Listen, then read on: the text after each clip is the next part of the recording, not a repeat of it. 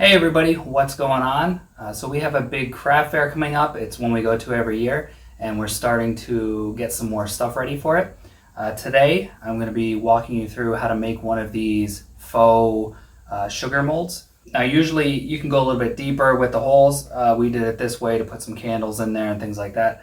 But it's very simple to do, very quick and easy. And I'm going to pound a few of these out to take to the craft fair this year, and we'll have these for sale along with some other stuff that I'm going to be walking you through how to make in the near future. So with that, let's get started.